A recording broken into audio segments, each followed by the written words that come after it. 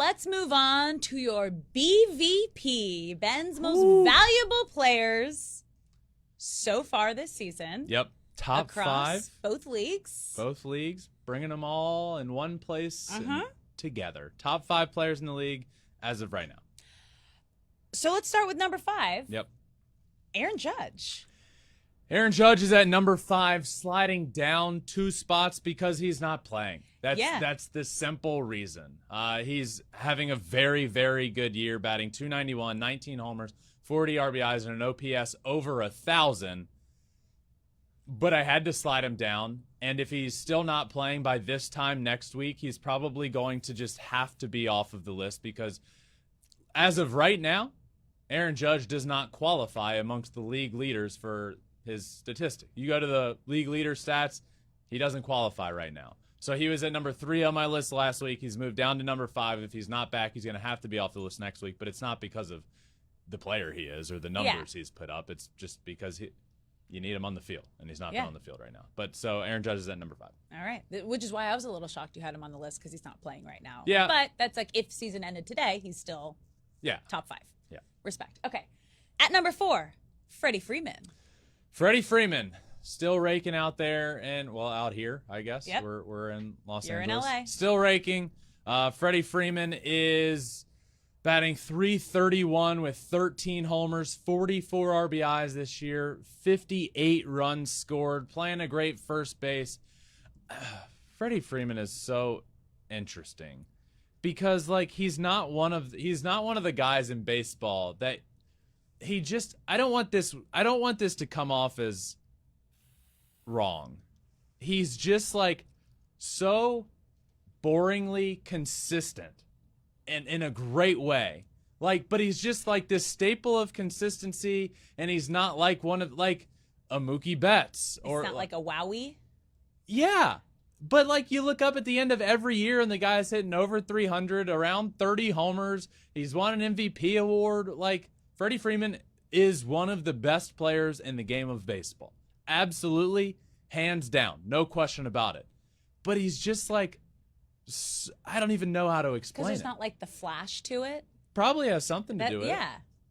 But it's just so consistent, so consistently good. But it's you look at, even in that same lineup, Mookie Betts, God, it's just, I don't even know how to explain it. I don't want to. Maybe boring's not the right word because he's great. And when we were at the game the other day, I was like, wait a second, we can't leave without watching Freddie. So, and he's not boring. It's just, I don't know. Okay. He's great. All right. Just Mr. Consistency. You can always count on him. Can always count on him. Yeah. Sure. Yeah. Okay. Let's move on to number 3. Let's move on to number 3. Your MVP CC, Corbin Carroll. Oh, now he is exciting. MVP CC, Corbin Carroll, batting .311 on the year. This is his first entrance into my BVP this season, and there's no way he cannot be in this conversation any further. Yes, we can talk NL Rookie of the Year. He's the heavy favorite to do that. The guy, if the season ended right now, absolutely gets MVP votes. .311, 14 homers, 35 RBIs, 19 stolen bases. This kid is on pace for a historic season, not just rookie season. Well on pace to win Rookie of the Year award. Playing a great defense. Aside from the other night, he had a little boneheaded play out there. I don't know if you saw it, but it happens. Forgot how many outs there were. Guy tagged up on third when he turned around to go pick up his hat. I don't know if you saw my tweet, but I every time he does something well, I tweet MVP CC. Yeah. I tweeted MVP oopsie. But ends up hitting a homer the very next day. Corbin Carroll is the kid's the real deal.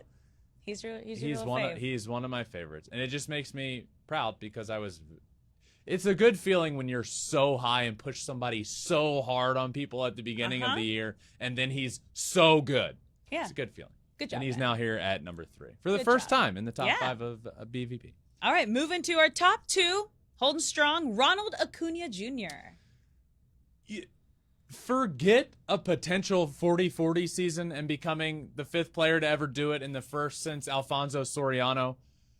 Ronald Acuña Jr. is flirting with a 40-60 season. 15 homers now, 44 RBIs, 29 stolen bases. I mean, we could legitimately be talking about one of the best seasons of all time. If he's on pace to have one of the greatest seasons of all time. I mean, batting average, very good. Home run pace, we're on a 35 to 40 home run pace. Stolen bases, he's on pace for well over 60 stolen bases. This is insanity what we were watching. I watched him in a doubleheader against the Detroit Tigers the other day. He hit a ball out to left center field that had no business. He like hit it with one arm. It was like a one-arm swing. And then the very next game, he hit a ball to dead central at Comerica Park that you hardly ever see balls go out there. I think it was 461 feet, dead center, almost over the fountain out there. It was ridiculous. Ronald is, I love me some Ronald Acuña. He's here at number 2. And still at number 1, the unicorn, Shohei Ohtani. Shohei has been, there's been no better offensive player in the game of baseball over the last week to 2 weeks. Mm-hmm.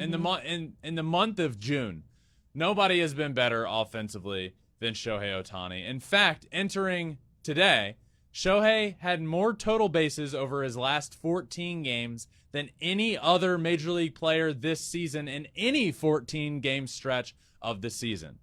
10 singles, 5 doubles, 1 triple, 8 homers, and that is a total of 55 total bases over the last 14 games. Another homer Wednesday night. He's at 21 on the season. He's batting .299 with 21 homers and 52 RBIs, while also having a 3.32 ERA on the mound with 102 strikeouts, second in the league. Mm-hmm. Just behind Pete Alonso in home runs. He's one behind Pete Alonso. He'll pass Pete Alonso soon. Will he be the first to pass him? He's the closest. We'll see if he's the first to pass him, but he's going to pass him because Pete's on the IL.